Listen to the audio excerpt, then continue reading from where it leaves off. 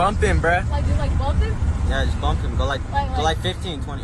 What you just heard wasn't grown men, it wasn't hardened criminals, it was children, teenagers, laughing, after filming what would soon become one of the most disturbing crimes in recent American history. Albuquerque, New Mexico. May 29, 2024. Just after 6 a.m., a respected physicist, father, and husband was riding his bike to work. He never made it. Moments later, he lay dying on the side of the road. And the killers? They didn't run. They didn't hide. They uploaded the evidence themselves to Instagram. In this investigation, we'll retrace every second of that morning, uncover how a random act of violence spiraled into cold-blooded murder, and reveal how a simple video, casually shared online, shocked not only a city, but the entire country. This is the case of the Instagram murder of 63-year-old Dr. Oleg. His name was Scott Habermel, 63 years old, a respected physicist at Sandia National Laboratories, a husband, a father, a man who devoted his life to science and who believed in living simply. On the morning of May 29, 2024, Scott's day began like so many others. Before the rush of traffic, before the desert sun climbed high, he strapped on his helmet, switched on his bike lights, and set out for work. A routine ride, one he'd done countless times. But this morning, the streets of Albuquerque weren't quiet. They were hiding something. Around the corner, down a stretch of road Scott had pedaled hundreds of times. A group of teenagers, no older than 15, were prowling in a stolen car. And they weren't just driving. They were hunting. "Yeah, I saw a bike. He's not moving. The bike's mangled. You need to get someone out here." Scott never had a chance. To the 911 caller, it looked like a tragic crash. A cyclist struck before dawn. But what they didn't know, what no one yet knew, was that this wasn't an accident. It was a game, and the players were kids. Just bump him, bruh. Like, just like bump him? Yeah, just bump him. Go like Cycling to work, saving gas, getting exercise, greeting the sunrise. In cities across the US, it's routine, ordinary, safe enough. But what no one expects, what Scott could never have imagined, was that children, barely teenagers, armed with stolen cars and stolen guns, would be waiting. This wasn't a random twist of fate, it was deliberate, and it was filmed, and he's bleeding pretty good out of his head. "Get me a medic here, quick."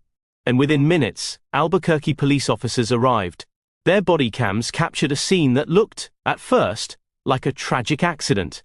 A cyclist thrown from his bike, a twisted frame lying in the road, shattered pieces of metal scattered like shrapnel, and Scott Habermel, motionless, and from the ground, it looked like a hit and run, the kind of case officers see far too often. Drivers going too fast, not paying attention, then fleeing before anyone can take down a plate. Looks like he got rear-ended, must have been fast, bikes mangled bad. The theory made sense. Scott's mangled bicycle lay in two pieces, the rear wheel bent inward like paper, his helmet cracked, his lights still faintly blinking against the asphalt. But something didn't add up. On the pavement, skid marks were missing. No trail of tires locking up, no sign that a driver tried to stop. It was as if the car never slowed down at all. "You see any glass? Any debris? Nothing? That's weird." Confusion deepened. Evidence was scattered, but it didn't match the pattern of an ordinary crash. A normal collision leaves traces, shards of headlights, scraped paint, broken plastic. But here, there was only silence, blood, and a broken bike. Investigators searched the scene. Neighbors peeked from porches. Drivers slowed down, watching flashing lights paint the dawn. At first glance, this was another statistic. But officers would soon realize this case was anything but typical. On the corner stood a convenience store. Just above its entrance, a camera. 1 block away, a second business had another. Surveillance was there. The answers might already be caught on tape. But in those first critical hours, officers didn't have access. The tapes were locked away. And for the moment, this case was nothing but a mystery. Was it reckless driving, a deliberate attack, or something far worse? They didn't know it yet. But the truth was about to shatter everything. Scott Habermel's body was taken for autopsy. The findings were grim. Multiple blunt force injuries. His skull fractured, his ribs broken, trauma spread across his body. To a casual observer, it looked like the aftermath of being struck by a car at speed. To investigators, it reinforced their early suspicion, a tragic hit and run. The pathologist confirmed what police already believed. Scott's injuries were consistent with an impact from behind. A fast-moving vehicle, no chance to react. It fit the story, it closed the loop. And with no suspect, no license plate, and no clear witness, there was little left to pursue. In September of 2024, just 4 months after Scott's death, the case was officially ruled an accident. Closed.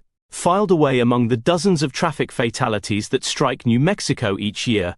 To Scott's widow, Jamie, the silence of closure felt like a second loss. No accountability, no justice, only questions that would never be answered. I assumed they'd never find who did this. I told myself, maybe it was better that way. I didn't want to see the face of the person who killed Scott. She had lived with Scott for decades. She knew his routines, his quirks, his morning bike rides, and now, her mornings were empty. In her mind, whoever had done this was gone, lost to the wind, and maybe, that was easier to live with. But 9 months later, the truth surfaced, and the face behind Scott's death would not belong to a hardened criminal. It would not belong to an adult at all. It belonged to children. February 2025. 9 months after Scott Habermel's death, an anonymous tip lands on the desk of Albuquerque investigators. A link, an Instagram account, and with it, the key to unlocking everything. The account didn't belong to a gang member or a seasoned criminal. It belonged to a child, an 11-year-old boy named Messiah. Just bump him, bruh. Like, you like bump him? Yeah, just bump him. Go like 15, 20. The video was clear, a child, holding a gun, teenage voices laughing, as a 63-year-old man was thrown from his bicycle. What looked like a tragic accident was in fact a murder, recorded, celebrated, and posted online. And this wasn't a one-off. Investigators scrolled through clip after clip. What they found was a digital scrapbook of chaos. Messiah and his friends filming their stunts, their thefts, their escalating violence. Yo, we stole your Ring camera, boys. Watch me crash this car, bro. Watch. Stolen cars, stolen weapons, neighborhood pranks that weren't just mischievous, they were menacing. Every video more reckless than the last, and every upload stamped with the casual laughter of children too young to grasp the weight of what they were doing. For Messiah, the internet had become a trophy case of crime. Each post, another badge of honor, another hit of attention, another thrill. What no one realized until it was too late was that one of those so-called trophies documented a murder. This wasn't hidden in the shadows. It wasn't buried deep on the dark web. It was public, shared, liked, commented on. An 11-year-old child turned Scott's final moments into online content for entertainment. And suddenly, the Habermel case was no longer an accident. It was a homicide. And now, it was viral. The video pulled investigators straight into a nightmare. And it didn't take long to identify the voices behind the camera. What they found shook even seasoned detectives, not grown men, not even older teens, but 3 boys, barely old enough for middle school. Messiah, 11 years old, the one holding the phone, narrating chaos as if it were a video game. William Garcia, age 15, the oldest of the trio, and the one most familiar with the streets. And Jonathan "Johnny" Overbay, just 13, already a passenger in violence far beyond his years. The United States had never seen suspects this young, charged with murder in such a cold, casual way. I'm just bored. I thought if I didn't answer, you guys would leave and I'd have no company. Those words came not from a hardened inmate, but from an 11-year-old boy. A child, talking like a career criminal. For detectives, this wasn't mischief. It wasn't a prank. It was a homicide case. And every word out of Messiah's mouth felt like a knife twisting deeper into the reality of what they were dealing with. In the interrogation rooms, the tone turned surreal. Detectives leaned in. They expected fear, maybe tears, a child breaking under the weight of a murder charge. What they got, instead, was detachment, shrugs, smirks, the kind of responses you'd expect from someone playing a role in a crime drama, not from a boy in a chair, accused of taking a life. You understand what's happening here? This isn't a game, detectives pressed. But every answer pushed the case further into the unthinkable. A generation of kids, raised online, raised on instant validation, now treating violence as just another upload. William Garcia, 15, had already been spotted in other incidents, petty thefts, breaking into cars, a familiar name in the juvenile system. Jonathan Overbay, 13, floated between influences, easily swayed, easily pulled into the orbit of older kids, and Messiah, barely out of elementary school, at the center, craving attention, chasing an audience. The videos weren't just crime, they were content. Yo, we stole your Ring camera, boys. For police, this was no joke, this was no stunt, this was a pattern. Children stacking up crimes like trophies, and now, sitting across from detectives as suspects in a homicide, in interrogation rooms across Albuquerque, one truth became impossible to deny. These weren't just kids fooling around, they were suspects in a killing. And the case of Scott Habermehl had become something the country had never seen before. Once the Instagram videos surfaced, detectives moved fast. Their first stop was Messiah's uncle, a man who had become both a reluctant guardian and an uneasy witness to the boy's spiraling behavior. We need to ask you about Messiah, about the guns, about the car. The exchange was heated, officers searching for clarity, the uncle hesitant, caught between protecting his family and facing the truth. Inside the home, they found more than attitude. They found evidence.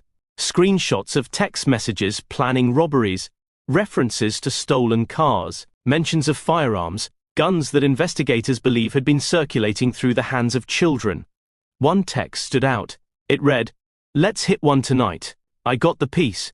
For detectives, it was confirmation. This wasn't a one-time crime of opportunity. It was organized chaos, planned, recorded, and broadcast. But the story didn't end with Messiah. In separate rooms, investigators interrogated William Garcia and Jonathan "Johnny" Overbay. William, 15, sat back in his chair, arms crossed, eyes narrowed. He denied involvement, denied responsibility, but detectives had already seen his face in videos. The walls were closing in. "That wasn't me, bro. You got the wrong guy." Johnny, just 13, was different. Nervous, shifting in his seat. A child who looked more like a middle schooler waiting for detention than a suspect in a homicide case. He too denied being part of the crime, but his trembling hands and darting eyes told a different story. And then there were the mothers, sitting outside the rooms, crying, faces buried in their hands. For them, this wasn't evidence. This wasn't viral content. These were their children, their boys, and they were being accused of murder. Behind every arrest was a family blindsided. A mother who never imagined her son could be here, an uncle torn between truth and loyalty, and a community asking how children, barely old enough for junior high, could become killers. Detectives now had faces, they had names, and they had questions no one wanted to answer. How had this happened? How had kids with stolen cars and stolen guns turned an early morning bike ride into a murder scene? In March of 2025, just as detectives thought they had their suspects locked in, another call came in. This time, it was to Crime Stoppers. A tip that would rewrite everything they thought they knew about that night. The voice on the other end pointed investigators to a fourth teen, a 15-year-old boy named Elijah Eli King. "Just bump him, bro." Just bump him, bruh. Like bump him? Yeah, just bump him. Go like 15, 20. And now, detectives traced those words back to Eli King. A boy not old enough to drive, a boy still in high school, a boy whose voice had just ended a man's life. It was the piece detectives hadn't realized was missing. For weeks they'd replayed the Instagram footage, laughter, chaos, and that single command. Who said it? Who pushed it forward? Now they had their answer. In late March, a grand jury convened, the evidence strong, the voices clear, and the outcome historic. The panel voted to indict Elijah Eli King on first-degree murder. A child facing adult charges for murder. It was the kind of headline that felt impossible. Yet here it was. Albuquerque, 2025. For Scott's widow, Jamie, the discovery was both a wound reopened and a strange kind of justice. For the community, it was another shockwave. How could there be more? More kids, more voices, more faces tied to a killing that looked at first like an accident? The case that had once gone cold now burned hotter than ever. And the question was no longer who killed Scott Habermehl, it was how many children were involved in his murder. Scott Habermehl was more than a victim, he was a husband, a father, a brilliant physicist whose work at Sandia National Laboratories pushed the boundaries of science. On May 29, 2024, he was simply riding his bike to work. A routine morning, a routine ride, but it ended in a way no one could imagine. His killers were not grown men, they were children, some barely in middle school, laughing, filming, posting, turning a murder into entertainment. In America and the United Kingdom, we've seen tragic crimes, we've seen lives stolen in moments of rage, But rarely are we forced to ask this question: how young is too young to be called a killer? You never think children would do this.